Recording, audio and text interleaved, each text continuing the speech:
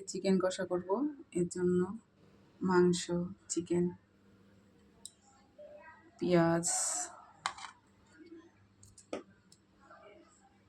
আদা রসুন বাটা করা ছিল, সব মশলা নিয়ে নিয়েছি, সব কিছু রেডি করে নিয়েছি। এখন রান্না করব, সবাই দেখতে থাকো। সাথে পোলাও করে নেব। চলো তাহলে রান্নাটা করে নিই। পরিমাণ মতো তেল দিয়ে গোটা গরম মশলা দিয়ে দিয়েছি। চিকেন পেঁয়াজ দিয়ে দেবো।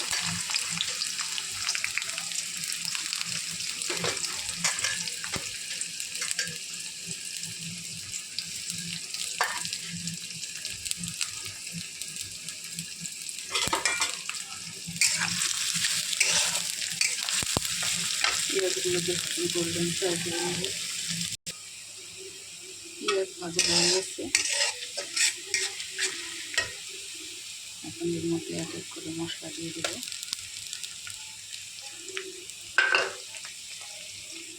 আগে থেকে রেডি করে রেখেছিলাম। মশলা দিয়ে কষিয়ে নেব।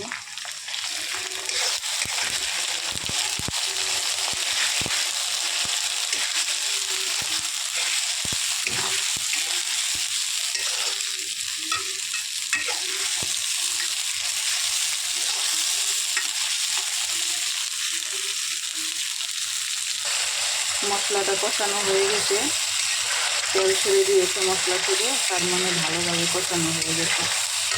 এখন মাংসগুলো দিয়ে দেব।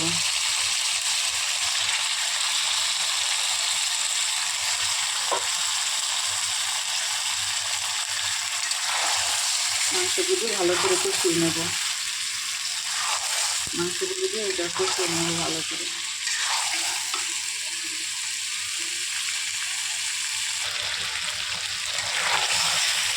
মাংসটা কষিয়ে নিলাম। এখন অল্প একটু ঝোল দিয়ে দেবো, কারণ কষা করবো তো বেশি ঝোল রাখবো না, অল্প করে একটু ঝোল দিয়ে দেবো। জল দিয়ে দেবো।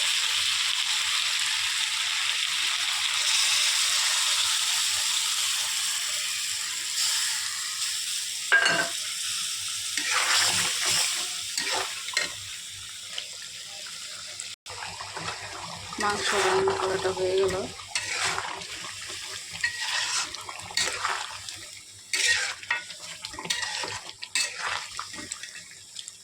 এদিকে আমি পোলাওটাও বসিয়ে দিয়েছিলাম, পোলাওটাও হয়ে গেছে, একটু বাকি আছে, আর একটু হবে।